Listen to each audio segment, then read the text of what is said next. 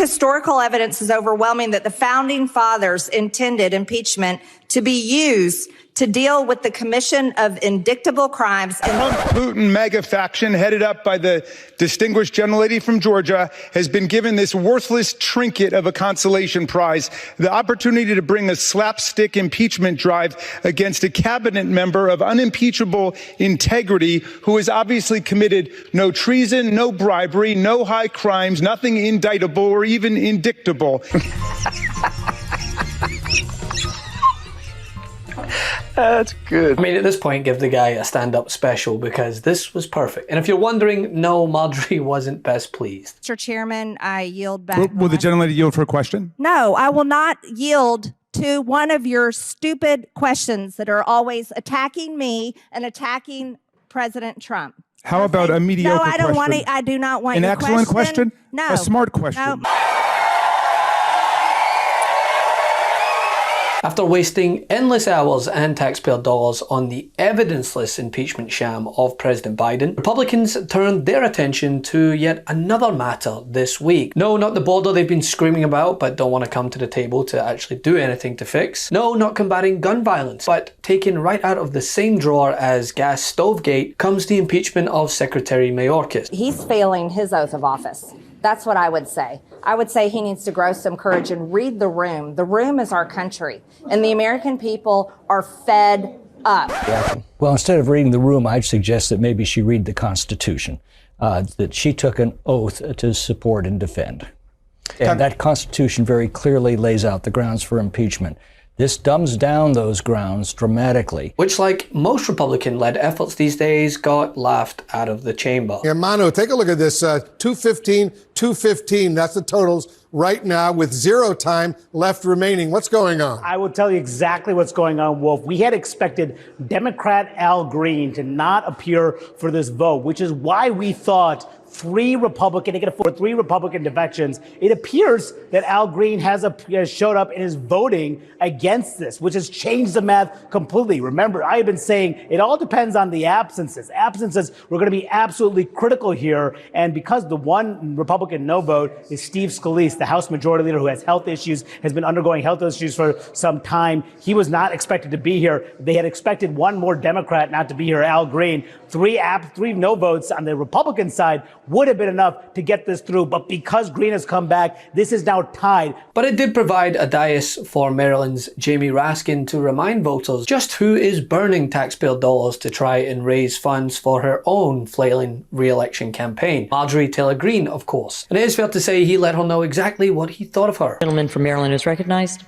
Thank you, Madam Speaker. Mr. Chairman, we're here because the madcap wild goose chase to impeach Joe Biden has produced no wild geese. Even Fox News is lampooning the fact that their own expert witnesses repeatedly say President Biden did nothing wrong and there are no grounds for impeachment.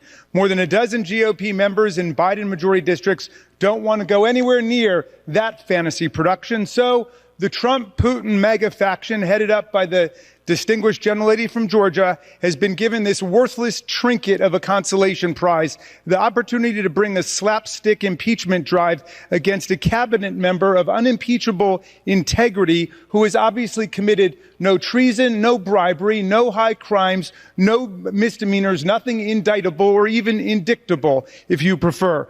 During some of her heckling of our colleagues, the gentlelady from Georgia described the January 6th insurrectionists, who I know are close to her heart, as political prisoners and as hostages. I'm sorry, the Proud Boys are not political prisoners like Nelson Mandela or Alexander Solzhenitsyn. The Oath Keepers are not hostages like the people being held, Israelis and Americans being held by Hamas. A hostage is someone who has been illegally abducted by a criminal organization and held for a financial or a political ransom. And the thought that they would compare people, a majority of whom have pled guilty for assaulting federal officers, destroying federal property, or engaging in seditious conspiracy, which means conspiracy to overthrow the government, to hostages or to political prisoners demonstrates the complete collapse of critical thinking skills on that side of the aisle. I would hope some of Ms. Greene's colleagues, and not just on the Democratic side, but on the Republican side, would at least disassociate themselves from the claim that that convicted January 6th insurrectionists are political prisoners or hostages. I know that Donald Trump has trafficked in such foul abuse. I know that Elise Stefanik has repeated his claims for her own reasons, but I would hope that others would maintain the essential semantic, logical, rational, and moral distinction between people who have been convicted of assaulting our officers and people who've been abducted by terrorist organizations. I thank the gentleman from Texas, and I yield back. And this seemed to have a domino effect, as it was followed up by Robert Garcia, who had some words of his own, words that the anti-PC facts over feelings representative from Georgia couldn't handle, and so she walked out. So if we're talking about the safety of D.C.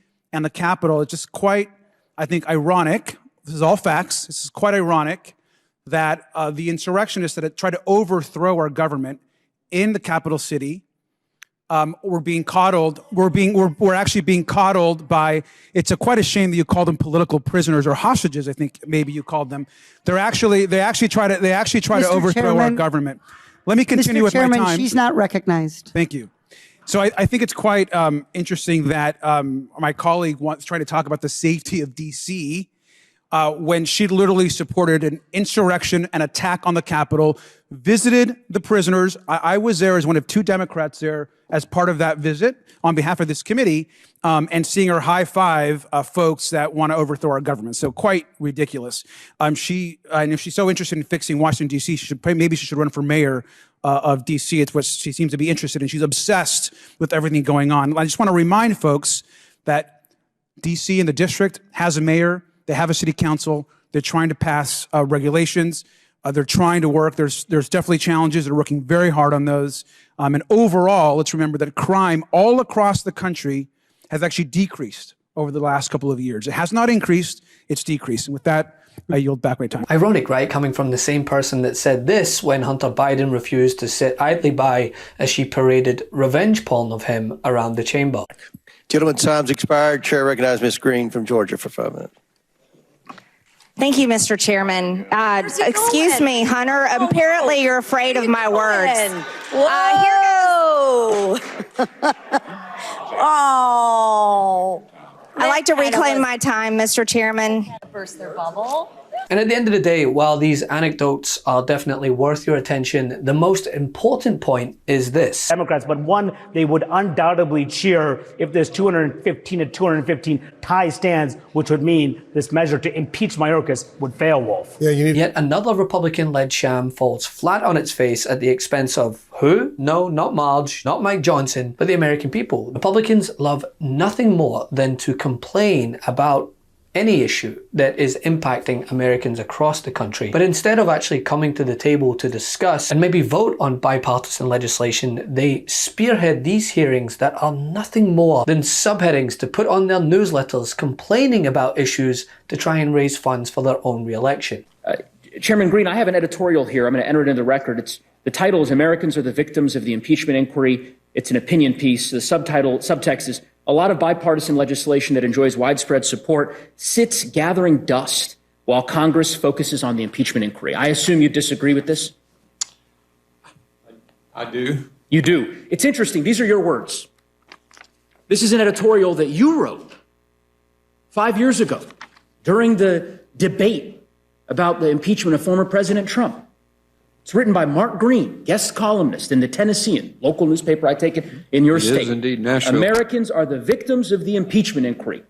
A lot of bipartisan legislation that enjoys widespread support sits gathering dust while Congress focuses on the impeachment inquiry. It's fascinating to me that you've changed your tune. And I'll ask that this, I'll give you a chance to respond in a moment, Mr. Chairman. I'll ask that this be entered into the record. I mean, how many times does Marjorie Taylor Greene have to do things like this before her constituents realize that they sent a literal meme to Washington to represent them? February 2017 to January 2021, 2,437,856. What it did to our children's math and reading levels is horrific. School closures brought them to the lowest levels in years. English 8th graders, math proficiency dropped by 7 points. Reading levels dropped by 2 points. There are 1,524,524 and 481. This is over 1 million. And I'm really horribly saddened that the 14th district has gone to such craziness. Love this video? Make sure you stay up to date on the latest breaking news and all things Meidas by signing up to the MeidasTouch newsletter at MeidasTouch.com/newsletter.